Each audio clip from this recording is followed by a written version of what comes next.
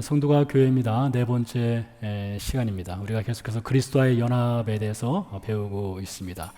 우리가 예수 그리스도를 믿게 되었을 때 즉각적으로 하나님께서 우리에게 주시는 은혜는 예수 그리스도와 우리가 연합을 하는 것입니다. 신자는 예수님과 연합될 뿐만 아니라 성령께서 우리 안에 들어와서 사시고 계시고요. 또 지난 시간에 우리가 포도나무 비유에서 배웠듯이 하나님께서는 우리로 하여금 많은 열매를 맺도록 하기 위해서 농부로서 우리를 깨끗게 하시는 일을 하십니다. 그러니 삼위일체 하나님, 성부 하나님도 일하시고요, 성자 하나님도 일하시고요, 성령 하나님도 우리 안에서 일을 하시는 것입니다. 교회는 우리로 하여금 열매를 맺도록 하시는 일을 하시는 것이 되죠. 그래서 신자가 구원을 받았을 때에 이 구원이라고 하는 것은 시작입니다. 구원이 끝이 아닙니다. 구원은 마지막이 아닙니다. 구원은 성도의 집을 짓는데 시작에 불과합니다. 그리고 이 시작된 집이 이제 하나님의 은혜와 예수 그리스도 성령님의 은혜 가운데서 집이 지어져 가고 있는 과정이라고 할 수가 있겠습니다. 오늘 우리가 읽은 이 본문을 통해서 성도의 구원의 집이 지어져 가는 데 있어서 필요한 것, 그 중에서도 하나님의 은혜라고 하는 것이 우리에겐 필요합니다. 성도가 집을 건강하게 지어가기 위해서는 절대적으로 하나님의 은혜가 필요하죠. 그래서 하나님의 은혜가 우리에게 어떻게 주어지는가에 대해서 말씀을 배우도록 하겠습니다. 이스라엘은 8월에서 9월달 사이에 포도 수확을 합니다. 이 포도 수확이라고 하는 것이 시기를 너무 이르게 해도 안 되고 너무 늦게 해도 안 되고 적당한 시기에 포도를 수확을 해야만 좋은 품질이 좋은 포도주를 생산을 해낼 수가 있습니다. 그래서 예수님 시대 당시에 포도원을 소유하고 있는 주인들은 포도 수확철이 되면 인력 시장에 나가서 사람들을 고용하곤 했습니다. 당시는 로마가 이스라엘을 지배하고 있는 터라 이스라엘 경제 상황이 상당히 어려웠습니다. 실업률은 높았고요. 대다수의 사람들이 하루 벌어서 하루 생활을 하곤 했습니다. 그러니 하루 벌어 생활하는 일용직 근로자, 일용직 노동자로서의 삶이 얼마나 퍽퍽했겠습니까? 근데 오늘 말씀해 보니까 포도원 주인이 한 데나리온을 약속했다라고 되어 있는데요. 그 당시 일반적으로 하루 노동을 하면 받을 수 있는 돈이 한 데나리온이었습니다. 한 데나리온의 가치는 어느 정도였을까요? 최저 생계비입니다. 한 가족이 하루 빵을 사서 먹을 수 있는 최저 생계비라고 할 수가 있습니다. 제가 이스라엘에 있을 때 2011년도인가요? 그때쯤에 조사한 바에 의하면 팔레스타인 사람들, 이스라엘 사람들 같이 살고 있는 팔레스타인 사람들이죠. 그 사람들은 하루 생활비로서 생계비로서 1달러에서 3달러를 가지고 하루 생활을 합니다. 1달러에서 3달러. 그러니까 뭐 최대 3달러 정도 있으면 이제 빵을 몇 개 사가지고 그 빵을 가지고 하루를 가족이 이제 생활할 수 있는 것이죠. 그건 역시 최저 생활을 할 수 있는 수준이라고 할 수가 있겠죠. 예수님 시대 당시에도 그랬습니다. 굉장히 어려운 생활을 했던 것이죠. 안타깝게도 성경에 보면은 이렇게 최저 생활을 하는 사람들, 일용직 근로자들, 뭐 을에 해당되는 사람들이죠. 갑에 의해서 많은 고통을 겪었습니다. 그래서 이사야서라든가 에레미야서에 보면은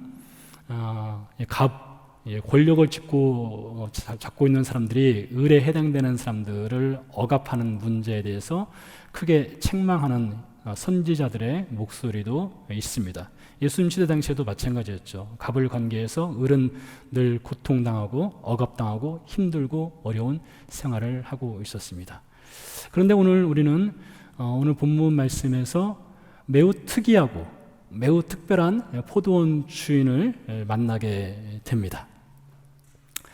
한 마을에 포도원을 소유하고 있는 주인이 있었습니다. 이 사람이 이제 포도 수확철이 되어서 인력 시장에 나가게 됩니다. 이른 아침 6시에 나가서 포도원에서 일할 일꾼들을 사게 됩니다. 한 데나리온을 약속하고 그들을 이제 포도원으로 들여보내게 되지요. 그리고 오전 9시에도 그리고 정오 12시에도 그리고 오후 3시에도 인력 시장에 나갑니다. 나가서 포도원에서 일할 일꾼들을 사서 포도원에 들여보냅니다. 오전 6시에 산 일꾼들에게는 한 데나리온을 약속했지만 오전 9시, 12시, 오후 3시에 산 일꾼들에게는 정확한 금액을 말하지는 않았습니다. 그리고 마지막으로 오후 5시에 한 번 더 인력시장에 나가서 포도원에 들여보낼 품꾼들을 사게 됩니다. 그들에게도 마찬가지로 얼마 주겠다라고 한 약속은 하지 않았습니다. 저녁 6시가 되었습니다. 그 당시에는 한 12시간 정도 일을 했던 것 같습니다. 이스라엘의 8, 9월이면 해가 상당히 깁니다. 그렇기 때문에 저녁 6시가 넘어도 해가 중천에 떠 있다라고 볼 수가 있어요. 일을 할 수 있는 시간이 많았던 것이죠. 아무튼 저녁 6시가 되어서 일을 마쳤습니다. 일을 마치게 되고 이제 주인이 이제 품삯을 나눠주게 되는데요. 본문에 보니까 제일 나중에 온 사람으로 시작하여 제일 먼저 온 사람 순으로 주인이 품삯을 나눠주라고 청지기에게 명을 합니다. 주인의 명을 받은 청지기가 제일 나중에 온 사람, 오후 5시 온 사람들이겠죠. 그 사람들부터 줄을 세우겠죠. 줄을 서라 하고 이제 품삯을 나눠주는데 제일 나중에 온 사람이 놀랍게도 하루 품삯인 한 데나리온을 받게 됩니다. 여러분이 그 자리에 있는 품꾼들이라고 한번 상상을 해보시기 바랍니다. 저기 제일 늦게 오신 분이 계신데 그분에게 이제 한 데나리온을 주었습니다. 그러니 순서대로 이제 품삯을 받으면서 사람들이 웅성웅성 되지 않았겠습니까? 앞 사람이 얼마 받았나 봤더니 한 데나리온 받아요. 근데 나는 6시간을 일했고 나는 9시간 일했고 나는 12시간을 일했다면 어떤 생각이 들까요? 당연히 나는 무언가 더 받지 않을까? 보너스가 있지 아니할까?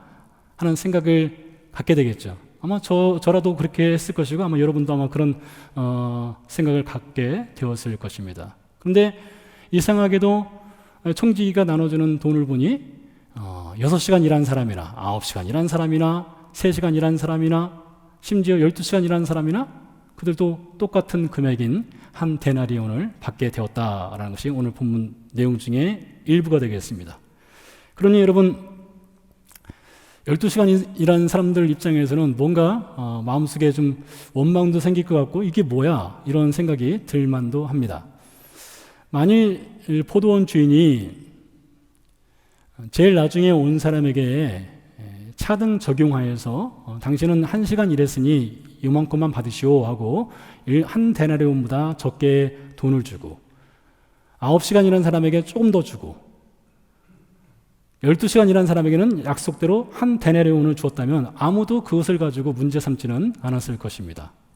반대로 1시간 일한 사람에게 한 데나리온을 주고 9시간 일한 사람에게는 조금 더 주고 12시간 일한 사람에게는 한 데나리온 플러스 다른 누구보다 더 많은 보너스를 주었다면 모두가 다 해피하고 감사하고 집으로 돌아갔을 것입니다. 근데 이상하게도 주인은 모든 사람에게 나중에 왔던 먼저 왔던 동일한 품삯을 주었다는 것이죠. 12절에 보니까 제일 먼저 와서 일한 사람들이 이렇게 이야기를 합니다. 12절에서 말하기를 종일 수고하며 더위를 견딘 우리라고 되어 있습니다. 아침 6시부터 하루 종일 이 사람들이 수고했다는 것입니다. 그러니까 대충 일하지 않았다는 거예요. 아주 열심히 일을 했다는 것입니다. 대충 일하면 그 다음에 주인이 포도원에 또 그 사람들 품꾼으로 쓰겠습니까? 그렇지 않죠.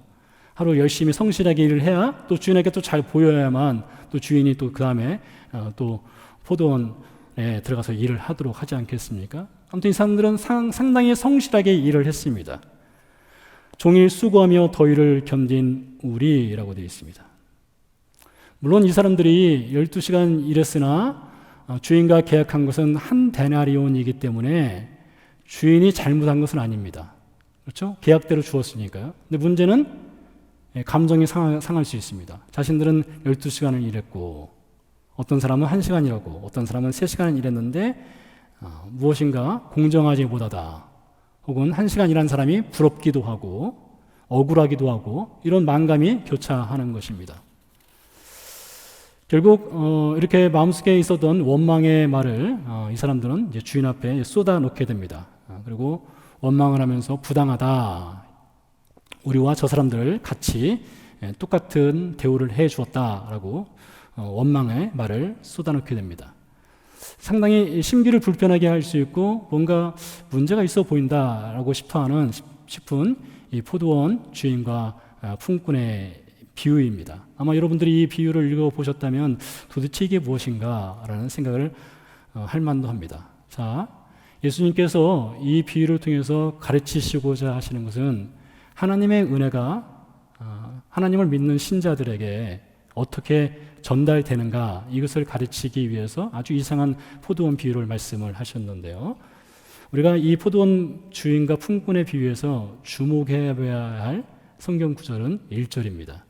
1절 말씀을 한번 읽어보도록 하죠. 천국은 마치 품꾼을 얻어 포도원에 들여보내려고 이른 아침에 나간 집주인과 같으니. 여러분, 예수님이 세상에 왜 오셨습니까? 예수님이 세상에 오신 목적은 하나님 나라가 어떤 나라인가를 가르치시기 위해서 세상에 오셨습니다. 예수님은 세상 나라를 가르치기 위해서 오신 분이 아니에요. 한 번은 어떤 사람이 예수님을 찾아왔습니다. 그리고 예수님께 하소연을 합니다. 예수님, 형과 나 사이에 유산 분쟁이 있습니다. 근데 뭔가 문제가 있었던 것이죠. 형이 유산을 아마 많이 가졌던 것 같아요. 불공평하다 생각했겠죠. 그래서 예수님, 재판 좀 해주십시오. 그래서 저로 하여금 이 유산을 좀 공정하게 받게 해주십시오. 이렇게 말했습니다. 그래서 예수님이 아주 단호하게 그 사람에게 이렇게 말합니다. 이 사람아, 내가 왜 당신의 재판장이 돼야 하느냐? 이런 얘기를 합니다. 우리가 기억해야 될 것은 예수님이 이 땅에 오신 목적은 세상 일을 말하기 위해 오신 것이 아니라 하나님 나라의 일, 하나님 나라의 주인 되신 하나님은 어떤 분이신가를 가르치기 위해서 오셨다는 것입니다. 그래서 우리는 하나님의 말씀을 들으면서 하나님이 어떤 분인가를 배워야 하고요, 하나님 나라는 어떤 것인가를 배워야 한다는 것이죠. 그래서 예수님 말씀하셔요. 천국은, 이렇게 시작했습니다. 천국은 마치 품꾼을 얻어 포도원에 들여보내려고 이른 아침에 나간 집주인과 같으니. 이것을 놓치면은 우리는 이 포도원 비유를 엉뚱하게 해석할 수도 있습니다. 자, 예수님께서 이 천국에 대해서, 하나님의 나라에 대해서 말씀하신 배경이 있습니다. 마태복음 19장이 배경이 되는데요. 마태복음 19장에 보면 19장 16절 이하에 젊은 부자가 예수님을 찾아옵니다. 찾아와서 예수님, 제가 무엇을 해야 영생을 얻을 수 있겠습니까? 라고 묻지요. 그때 예수님께서 이 젊은 부자에게 성경이 말하고 있는 계명들을 지키라 라고 첫 번째 말하고요. 두 번째로 네가 갖고 있는 재산을 팔아서 가난한 자에게 나눠주라. 세 번째로 그리고 나서 나를 따르라. 이 세 가지를 말씀하셨습니다. 계명을 지키라, 가난한 자에게 네 돈을 나눠주어라, 그리고 나를 따르라.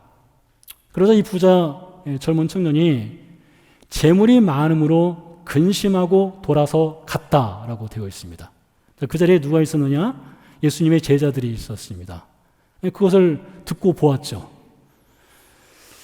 그 자리에 있던 제자들 중에 베드로가 그 장면을 보고 나서 예수님께 이렇게 이야기를 합니다. 19장 27절입니다. 보소서, 우리가 모든 것을 버리고 주를 따라 싸우니 그런즉 우리가 무엇을 얻으리이까? 자, 부자는 재물이 많아서 재물을 팔지 못하고 예수님을 따르지 못했습니다. 그래서 떠나가 버렸습니다. 근데 베드로가 생각해 보니까 자신과 다른 제자들, 친구들은 다 버렸거든요. 자신은 그물을 버렸습니다. 배를 버렸습니다. 직장을 떠났습니다. 그리고 예수님을 따랐습니다. 부자하고 비교해 볼 때에 자신이 훨씬 더 나은 사람이거든요. 제자들은 자기 희생을 치렀습니다. 틀림없이 그들은 희생했습니다. 그래서 베드로가 예수님께 묻는 것입니다. 그러니 우리가 어떤 보상을 받게 됩니까? 라고 질문을 하죠. 베드로의 질문을 받은 예수님께서 베드로와 제자들, 자기 희생을 치르고 예수님을 따른 제자들이 받게 될 복, 혹은 우리 신자들이 예수님을 따름으로 인해서 받게 될 복에 대해서 28절과 29절에서 말씀을 이어가십니다. 내가 진실로 너희에게 이르노니 세상이 새롭게 되어 인자가 자기 영광의 보좌에 앉을 때에 나를 따르는 너희도 12보좌에 앉아 이스라엘 12지파를 심판하리라. 12보좌에 앉는다겠습니다. 그러니 이들에게 틀림없이 예수님께서 그 따름에 대한 보상을 해주겠다. 근데 언제 해줘요? 세상이 새롭게 되었을 때에, 나중에 천국에 가서 그들이 누릴 복에 대해서 이야기를 하죠. 이어서 말씀하시기를 또 내 이름을 위하여 집이나 형제나 자매나 부모나 자식이나 전토를 벌인 자마다 여러 배를 받고 또 영생을 상속하리라 하였습니다. 여러분, 하나님은 복을 주시는 분이십니다. 우리 하나님은 복의 근원이시죠. 그래서 하나님께서 아담을 창조하신 후에 첫 번째로 주신 것이 복의 명령입니다. 생육하라, 번성하라, 충만하라, 정복하라, 다스리라. 이 5가지 복을 창세기 1장에서 아담에게 주셨습니다. 하나님은 복을 주시는 분이십니다. 하나님이 아브람을 부르셨을 때에 그에게 복을 주시겠다 하셨습니다. 심지어 아브람 너 자신이 복이 된다라고까지 말씀을 하셨습니다. 하나님 이삭에게 복을 주셨습니다. 하나님 야곱에게 복을 주셨고요. 요셉에게 복을 주셨습니다. 다윗에게 복을 주셨습니다. 성령 인물들 치고 복받지 아니한 인물들이 없습니다. 하늘의 복도 받았지만 땅의 복도 받았습니다. 하나님은 하늘의 복도 주시고 땅의 복도 틀림없이 주시는 분이십니다. 제자들도 마찬가지입니다. 믿는 신자들도 마찬가지입니다. 하나님께서 하늘의 복도 주시고 땅의 복도 주십니다. 이렇게 복을 주시겠다는 약속을 하신 후에 30절에서 예수님께서 이렇게 말씀하십니다. 그러나 먼저 된 자로서 나중되고 나중된 자로서 먼저 될 자가 많다 하였습니다. 이것을 가지고 전에 제가 어릴 때 교회에서 들었던 메시지는 먼저 신앙생활 했던 사람들이 나중에 신앙생활을 오래 하다 보면 이게 매너리즘에 빠져서 신앙생활 대충 해버리고 늦게 믿은 사람들은 뜨거워서 신앙생활을 더 열심히 한다. 그렇게 해석을 하는 것을 들어본 일이 있습니다. 물론 그것도 어느 정도 일리가 있다고 생각합니다. 그러나 오늘 저는 좀 다른 측면에서 이것을 좀 보고자 합니다. 자, 그러나 먼저 된 자로서 나중되고 나중된 자로서 먼저 될 자가 많다. 이 말씀을 하신 다음에 이어서 포도원 비유를 하시고 마지막에 가서 예수님이 결론적으로 16절에서 다시 한번 이와 같이 나중된 자로서 먼저 되고 먼저 된 자로서 나중되리라 라는 말씀으로 이어가셨습니다. 자, 그렇다면 간단하게 나중된 자가 먼저 되고 먼저 된 자가 나중된다. 이 말이 어떤 의미일까요? 우리는 이 본문에서 이 답을 찾아야 됩니다. 자, 포도원 품꾼들이 받았던 싹을 한번 생각해 보기를 원합니다. 자, 나중에 온 사람들, 5시에 온 사람들이 얼마 받았습니까? 한 데나리온 받았죠. 제일 먼저 온 사람들이 얼마 받았습니까? 한 데나리온 받았습니다. 그러니 여러분, 나중에 온 사람이나 먼저 온 사람이나 똑같은 금액을 받은 것입니다. 예수님 말씀은 아주 심플합니다. 나중에 온 사람이 먼저 된다. 5시에 온 사람도 한 데나리온 받았다. 먼저 온 사람이 나중된다. 아침 6시에 와서 일한 사람도 한 데나리온 받았다. 이것입니다. 이것이 바로 그 의미인 것입니다. 보소서 우리가 모든 것을 버리고 주를 따라 싸우니 그런즉 우리가 무엇을 얻으리까 이 말을 하였던 베드로는 아침 6시, 오전 9시, 12시, 오후 3시, 오후 5시 그 사람들 중에 어느 그룹에 속하는 사람이었을까요? 제자였을까요? 아마 베드로는 아침 6시에 온 사람들에 속하는 제자였을 것입니다. 아침 6시에 온 사람들이 오후 5시에 온 사람들이 한 데나리온을 받자 자신들은 어떤 보너스를 더 받을 것처럼 기대했던 것처럼 베드로 역시 마찬가지로 우리는 그물을 버렸습니다. 배를 버렸습니다. 직장을 떠났습니다. 예수님을 다 버리고 따랐습니다. 그러니 우리는 아침 6시에 온 사람과 같은, 그래서 우리는 무엇인가 보너스를 더 받아야 되는 그런 기대, 보상에 대한 심리가 베드로에게 있었던 것이었죠. 이러한 제자들에게 혹은 베드로에게 예수님께서 12시간을 일했던지 9시간을 일했던지 6시간, 3시간, 심지어 1시간을 일했던지 하나님 나라의 사고방식, 하나님 나라의 계산, 하나님께서 주시는 은혜는 모든 사람에게 동일한 은혜를 주신다. 이것입니다. 일의 양의 많고 적음이 하나님의 은혜의 분량을 결정할 수 없다는 것이죠. 그들이 따라서 하나님께서 은혜를 주신 것이 아니라, 베드로가 그물을 버려서 은혜를 주신 것이 아니라, 베드로가 배를 버려서 예수님을 따라서 예수님이 그 따름에 대한 대가, 그 반응으로 은혜를 주신 것이 아니라 반대인 것입니다. 예수님이 은혜를 주셔서 배를 버린 것입니다. 예수님이 은혜를 주셔서 그물을 버린 거고요. 예수님이 은혜를 주셨기 때문에 예수님을 따를 수 있었기 때문입니다. 만약에요, 제자들이 무엇인가 하였기 때문에 하나님의 은혜가 주어졌다면 더 이상 은혜는 아니죠. 그것은 은혜가 아닙니다. 그것은 싹이 되는 것입니다. 로마서 4장에서 바울이 그것을 증명하고 있죠. 아브라함이 하나님을 믿었을 때에 그것이 의롭게 여겨진 것이지, 아브라함이 무슨 행위를 해서 하나님이 의롭게 여겼다면 그것은 하나님의 은혜가 아니다 라고 말하고 있지 않습니까? 자, 그런 여러분, 교회 신자들 가운데는 12시간 그러니까 모태신앙인 신자들도 있어요. 아주 늦은 나이에 신앙생활을 한 신자들도 있습니다. 모든 신자들에게 믿음으로 들어선 그리스도와 연합된 그 시간적인 차이는 각각 다르지만 하나님께서 동일하게 부어주시는 구원의 은혜가 있습니다. 미리 온 사람에게는 더 큰 구원의 은혜를 부어주시고 늦게 온 사람에게는 적은 구원의 은혜를 부어주시는 것이 아닌 것이죠. 구원의 은혜라고 하는 것은 늦게 왔든지 일찍 왔든지 똑같이 동일하게 부어주신다는 것입니다. 자, 그런데 이것이 좀 더 구체적으로 들어가서 교회에서 사역하는 것으로 적용하다 보면 좀 복잡해질 수 있습니다. 우리 중에는요, 교회에서 12시간을 일하시는 분들이 있습니다. 교회에서 주의 일을 12시간 하시는 분들이 계셔요.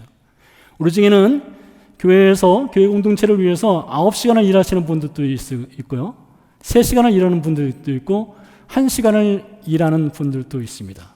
그래서 보이지 않게 혹은 보이게 12시간 일하시는 분들과 1시간 일하는 분들 사이에서 묘한 긴장과 갈등 관계가 형성될 수 있고 마음의 불편함과 불평과 원망이 생길 수가 있습니다.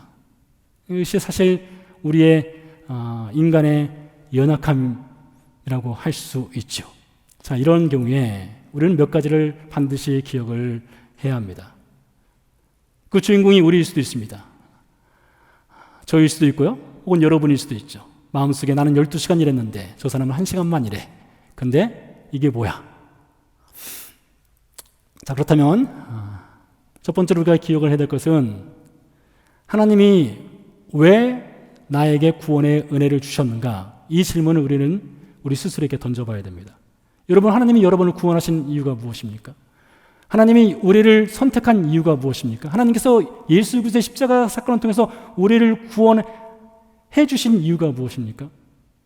이 질문을 우리는 먼저 던져봐야 하는 것이죠. 요한복음 15장 16절 말씀을 읽어드리겠습니다. 너희가 나를 택한 것이 아니요 내가 너희를 택하여 세웠나니. 여기만 읽어도 될 것 같습니다. 너희가 나를 택한 것이 아니요 내가 너희를 택하여 세웠다 하겠습니다. 우리가 주님을 선택한 것이 아닙니다. 베드로가 예수님을 선택한 것이 아닙니다. 포도원 주인이 나가서 포도원 일꾼을 선택한 것이지 포도원 인력시장에 있는 일꾼들이 포도원 주인을 선택한 것이 아닙니다. 그러니 여러분, 이 선택 사항을 잘 알으셔야 됩니다. 하나님이 우리를 선택하신 것입니다. 하나님이 우리를 구원의 자리로 부르신 것입니다. 구원의 은혜를 주신 것입니다. 이것은 하나님의 주권적인 은혜인 것입니다. 하나님이 우리를 12시간 전에 우리를 먼저 부르셨다면 그것도 은혜인 것이고요. 우리를 늦게 부르셨다면 그것 역시 은혜인 것입니다. 이 은혜에서 신자는 신앙의 집을 세워가는 것입니다. 자, 이렇게 은혜를 하나님이 주권적으로 동일하게 은혜를 부어주지 않습니까? 자, 그러면 각각의 부름을 받은 시간대별로 믿음이 자라는 속도가 다를 수가 있습니다. 30년 신앙생활 하신 분과 1년 신앙생활 하신 분 사이에 시간적인 차이가 만들어내는 믿음의 어떤 공력, 내공이 차이가 있을 수 있는 것이죠. 자, 그러면 여러분, 우리가 믿음이 있으면 어떤 사람이 되느냐? 믿음이 시간이 지나면서 자라게 되면 믿음은 반드시 긍휼을 만들어내게 되어 있습니다. 긍휼. 믿음이 있으면 긍휼이 있어요. 로마서 15장 말씀을 읽어드리겠습니다. 15장 1절 2절입니다. 믿음이 강한 우리는 마땅히 믿음이 약한 자의 약점을 담당하고 자기를 기쁘게 하지 아니할 것이라. 우리 각 사람이 이웃을 기쁘게 하되 선을 이루고 덕을 세우도록 할지니라. 믿음이란 것이 무엇이냐? 믿음이 강하다는 것이 무엇이냐? 이것은 믿음이 연약한 자의 약점을 대신 짊어지는 것이라고 되어 있습니다. 그것이 바로 긍휼이에요. 믿음이 있는 사람은 믿음이 연약한 사람을 긍휼히 여기게 됩니다. 자, 생각해 보시기 바랍니다. 아침 6시에 포도원 주인으로부터 선택받은 사람들은 어떤 사람들이었을까요? 아마 젊은 사람들이었을 것입니다. 일을 잘하기로 소문난 사람들이었을 수도 있겠죠. 능력이 있는 사람들이었을 것입니다. 그래서 그들은 제일 먼저 선택받았겠죠. 그리고 포도원에 들어가서 하루를 일했을 것입니다. 그러면서 그들은 생각했겠죠. 오늘 내가 하루 일해서 한 데나리온을 받게 되면 집에 돌아가는 길에 빵을 사서 우리 가족이 하루를 먹고 살 수 있어. 안전이 보장된 겁니다. 하루의 삶이 보장된 것입니다. 그래서 그들은 기쁜 마음으로 포도원에 들어가서 일을 했을 것입니다. 그러나 오후 5시까지 인력시장에서 일거리를 찾고 있는 사람들은 어떤 사람들이었을까요? 6절, 7절 말씀을 읽어보도록 하겠습니다. 제11시에도 즉 5시에도 나가보니 서 있는 사람들이 또 있는지라 이르되 너희는 어찌하여 종일토록 놀고 여기 서 있느냐 이르되 우리를 품꾼으로 쓰는 이가 없음이니이다 이르되 너희도 포도원에 들어가라 하니라. 포도원 주인이 인력시장에 5시에 나가서 너희는 종일토록 여기 왜 놀고 서 있느냐 이렇게 물었는데요. 이 번역이 약간 좀 깔끔하진 않습니다. 이 사람들이 사실 논 것이 아닙니다. 뭐 하고 있습니까? 애타게 기다리고 있는 것입니다.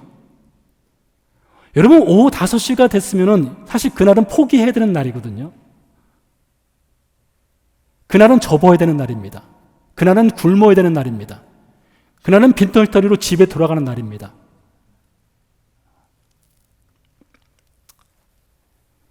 그래서 이 사람들이 얘기하지 않습니까? 이르되 우리를 품꾼으로 쓰는 이가 없다. 왜 이 사람들을 품꾼으로 쓰지 않을까요?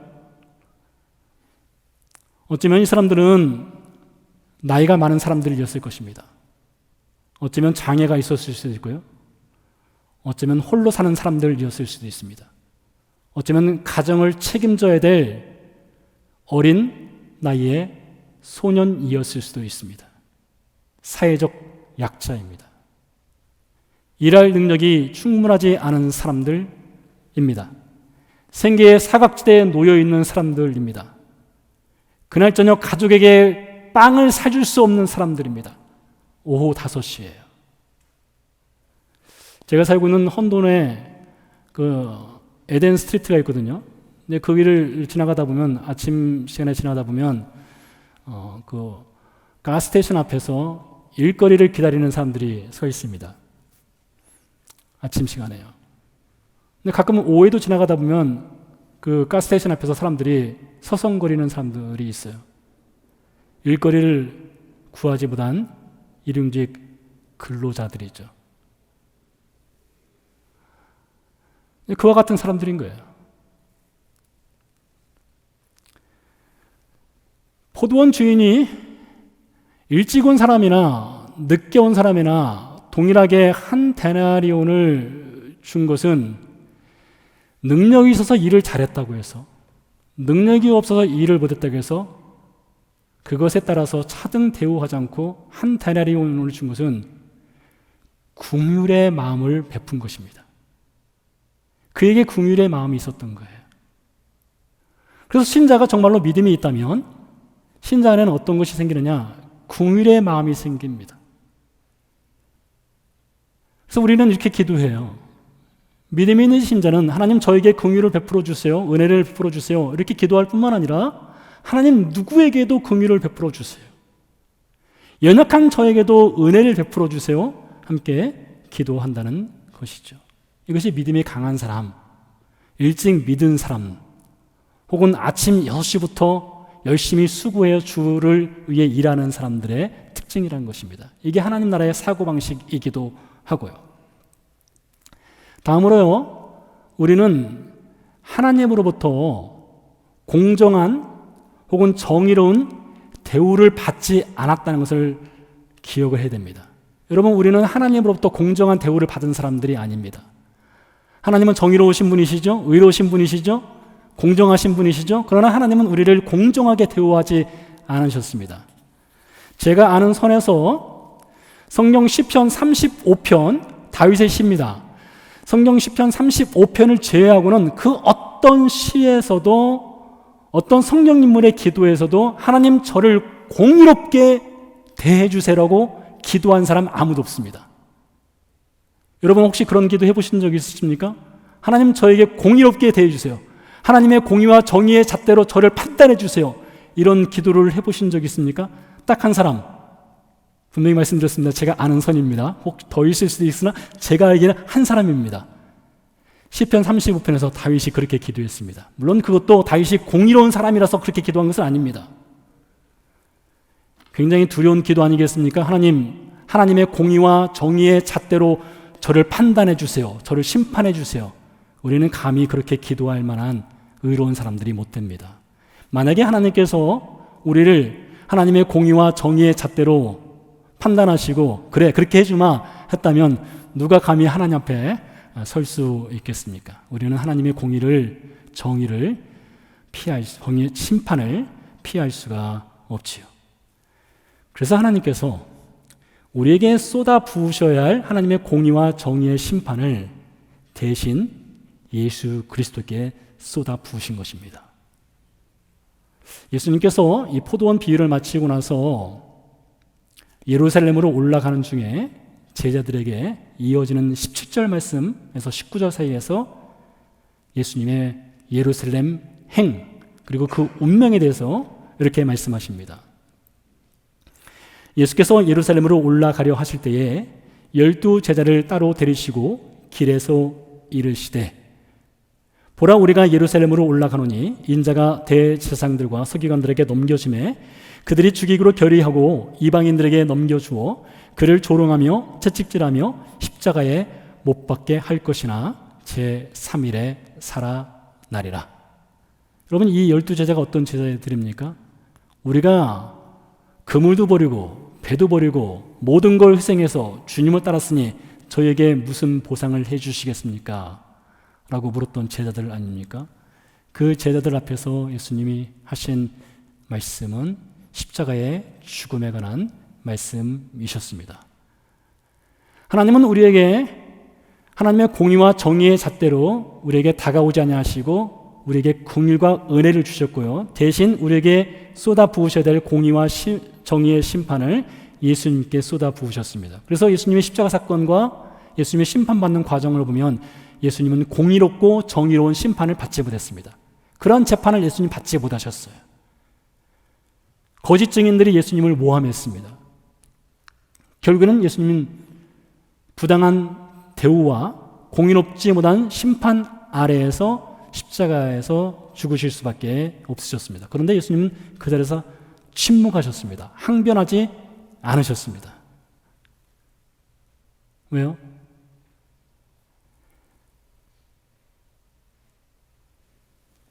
그것이 바로 하나님께서 우리를 위해서 주신 사랑의 증거입니다. 예수님이 우리를 대신해서 십자가를 지시고 예수님이 우리를 대신해서 죽으심으로 인해서 하나님께서 우리에게 공의가 아닌 긍휼과 은혜를 주시기 위한 통로로서 예수님이 십자가에서 죽으신 것이죠. 자, 이렇게 예수님의 십자가 사건을 통해서 하나님의 긍휼을 받은 한 사람이 고린도전서 15장 10절에서 이렇게 증언합니다. 그 사람의 이름은 바울입니다. 그가 하나님의 은혜를 받아서 하나님의 사역을 한 후에 한 증언을 들어보시기 바랍니다. 그러나 내가 나된 것은 하나님의 은혜로 된 것이니 내게 주신 그의 은혜가 헛되지 아니하여 내가 모든 사도보다 더 많이 수고하였으나 내가 한 것이 아니요 오직 나와 함께 하신 하나님의 은혜라. 바울이 말하고 있습니다. 비교하고 있어요. 자신과 사도들을 비교하고 있습니다. 바울이 베드로와 자신을 비교하고 있고요. 야고보와 요한과 자신을 비교하고 있습니다. 말하기를 내가 모든 사도보다 더 많이 수고했다. 포도원 비유로 적용시켜보면 나는 아침 6시에 들어와서 일한 사람이야. 이것과 똑같은 것입니다. 나 아침 6시부터 포도원에 들어와서 종일 땡볕아래서 수고하고 일했어. 이 말을 바울이 하는 것입니다. 그런데 그걸로 끝나지 않죠. 이어서 말하기를 내가 한 것이 아니라 하나님의 은혜로 한 것이다. 이것이 바울이 갖고 있었던 하나님 나라의 사고방식, 계산법, 은혜였던 것입니다. 여러분, 우리 중에는요, 오후 5시와 같이 신앙생활 하시는 분들이 있습니다. 오후 5시와 같이 신앙생활 하시는 분들은 오전 6시부터 하루 종일 주의 일을 위해서 수고하시는 분들에게 어떤 마음을 갖고 있어야 되느냐? 감사하는 마음이 있어야 됩니다. 우리는 이것도 놓쳐서는 안 됩니다. 여러분 가운데 오후 5시에 들어와서 신앙생활 하시는 분들이 있다면, 그리고 하나님의 은혜로 한 데나리온이라는 동일한 구원의 은혜를 받았다면, 그보다 먼저 와서 아침 6시부터 9시, 12시 먼저 와서 수고하시는 분들에 대한 수고에 대한 감사의 마음을 표현을 해야 되는 것입니다. 뿐만 아니라 그러한 신앙으로 자라갈 수 있도록 먼저 오신 분들은 도와줘야 되고, 늦게 오신 분들은 그 길로 가기 위해서 영적 근육을 또한 키워가야 합니다. 이런 상상을 해봤습니다. 그날 저녁 6시에 일을 마치고 집으로 돌아가는 길에 나중에 온 사람이나 먼저 온 사람이나 손에 한 데나리온을 들고 아마 그들은 빵집으로 갔을 것입니다. 아버지를 기다리는, 혹은 돈을 벌어오는 누군가를 기다리는 가족들을 위해서 그들은 빵을 샀겠죠. 그리고 집으로 돌아갔을 것입니다. 온 가족이 함께 앉아서 식탁 앞에 빵을 놓고 감사의 기도를 하나님께 드리고 함께 식탁 교제를 하였을 것입니다. 그러면서 그날 포도원에서 일했던 사람들이 아주 이상한 얘기를 했을 것입니다. 오늘 내가 만난 포도원 주인, 나는 겨우 1시간 일했는데 우리 가족이 먹을 수 있는 빵을 살 수 있는 한 데나리온을 주었어. 나는 12시간을 일했는데 연약해서 힘이 없어서 능력이 없어서 1시간 일했던 옆집 사람 누구에게도 그 주인은 한 데나리온을 주었어. 그 주인 참 특이한 주인이야. 우리는 그 주인에게 은혜를 받았어. 함께 기도하고 찬양 드리도록 하겠습니다.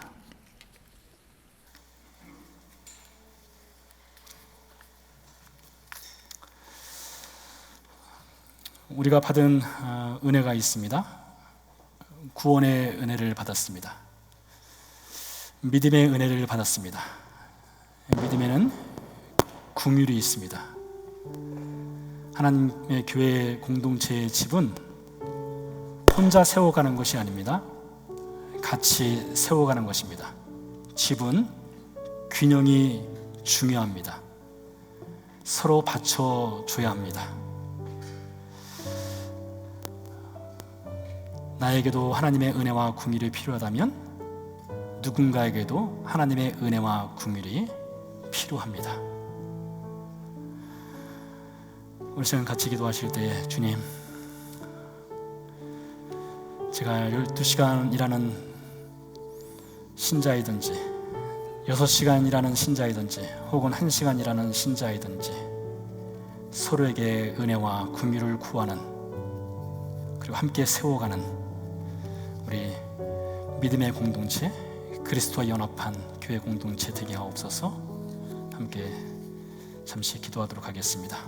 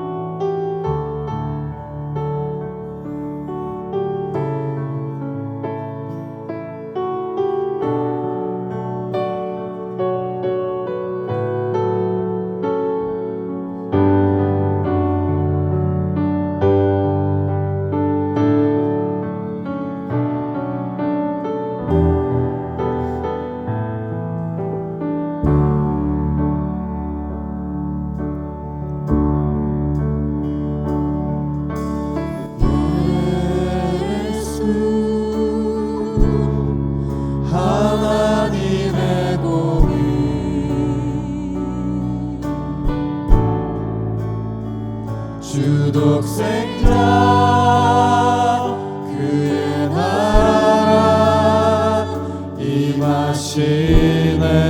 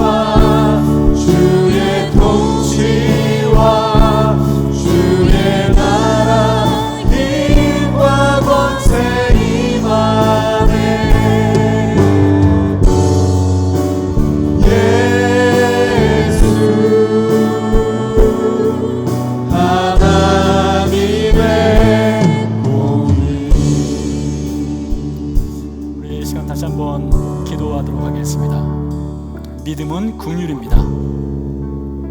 믿음은 연약한 것을 함께 세워가는 것입니다. 교회 공동체는 하나의 집입니다. 하나님, 먼저는 우리에게 긍휼을 베풀 수 있는 은혜를 주옵소서. 하나님, 서로를 긍휼히 여기게 하옵소서. 서로를 떠받쳐주는 버팀목이 되는 믿음의 사람 되게 하옵소서. 우리 하나님께 기도하도록 하겠습니다. 살아계신 아버지 하나님, 감사합니다. 하나님, 우리가 구원받았을 때에 그리스도의 연합을 하고 하나님이 성령님 예수께서 우리의 삶 가운데 들어오셔서 우리의 믿음이 그 은혜 가운데 자랄 수 있도록 도와주시기에 감사를 드립니다. 아버지 하나님, 우리 중에는 12시간을 일하는 주의 백성들, 1시간을 일하는 주의 백성들 있습니다. 하나님, 서로가 긍휼히 여기는 마음, 서로가 연약함을 돌봐주는 마음, 버팀목이 되고 받쳐주는 지름대가, 지지대가 되는 그러한 믿음의 사람 되기를 주님 간절히 소원하고 원합니다. 아버지 하나님, 믿음이 있는 그 형제를 붙잡아 주옵소서. 우리에게 긍휼을 부어주시옵소서. 우리에게 긍휼을 베풀 수 있는 은혜를 허락하여 주시옵소서. 하나님이 주시는 은혜로 믿음의 집을 지어갈 수 있도록 주님 축복해 주시옵소서. 우리 아버지 하나님께서 크신 긍휼로 우리를 붙들어 주셨소. 우리를 그 믿음의 긍휼이 충만하게 해 주시옵소서. 다시 한번 기도하도록 하겠습니다. 우리 과테말라 단교 선교 중인 우리 형제 자매들을 저 앞에 올려드리겠고요. 31일까지 사역을 감당하는데 특별히 그곳에 있는 젊은 청년들에게 주의 복음을 전할 기회가 있을 것입니다.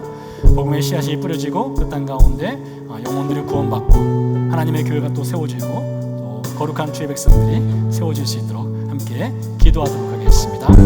살아계신 아버지 하나님, 감사합니다. 하나님, 시간에 과테말라에서 단교 선교 중인 우리 형제 자매들을 저 앞에 올려드리며 기도합니다. 우리 아버지 하나님, 하나님께서 은혜를 베풀어 주시고 공의를 베풀어 주셔서 하나님, 오늘도 주의 나라가 그 땅 가운데 이루어지기를 간절히 소망하며 우리 아버지 하나님의 백성들이 나가서 주의 복음을 전합니다. 우리 아버지 하나님, 주께서 은혜와 공의를 베풀어 주시옵소서. 아버지 하나님, 그 땅 가운데 복음의 씨앗이 뿌려질 때에 열매 맺게 하시고 우리 아버지 하나님, 교회가 세워지게 하시고 하나님 나라가 확장될 수 있는 귀한 은혜가 있게 해주시옵소서. 건강을 지켜주시옵소서. 위험한 일 당하지 아니하도록 도와주시옵소서. 하나님, 진행되는 모든 이 과정 가운데 영광 받으시는 분은 모든 교와 하나님이 시니 하나님 홀로 영광 받으시고 우리에게는 하나님의 은혜로 충만히 채워주시옵소서. 하나님 아버지, 우리가 무엇이간데 우리에게 긍휼을 베풀어 주셔서 예수 그리스도의 십자가 사건을 통해서 우리를 구원해 주셨습니까? 구원받은 우리에게 믿음으로 살아갈 수 있도록 성령 하나님, 성부 하나님, 성자 하나님께서 우리 가운데 일하시고 믿음의 궁율이 확장될 수 있도록, 커져갈 수 있도록 도와주시니 감사를 드립니다. 서로의 연약함을 돌아보게 하시고 버팀목이 되게 하시고 지지대가 되어줌으로써 우리 교회 공동체의 믿음의 집이 건강하고 아름답게 세워져 갈 수 있도록 주님 축복해 주시옵소서. 이제는 그 아들을 보내신 하나님의 크신 사랑과 십자가에서 죽고 부활하심으로 우리에게 믿음의 집을 지어갈 수 있는 은혜를 허락하신 예수 그리스도의 은혜와 우리 안에 살아계셔서 믿음의 궁유를 베풀며 서로 지지대가 되어주며 서로 버팀목이 될 수 있는 은혜 허락하시는 성령님의 크신 궁율이 예배를 마치고 삶의 현장으로 돌아가는 성도의 삶 가운데 함께 하시기를 간절히 축원하옵나이다. 아멘.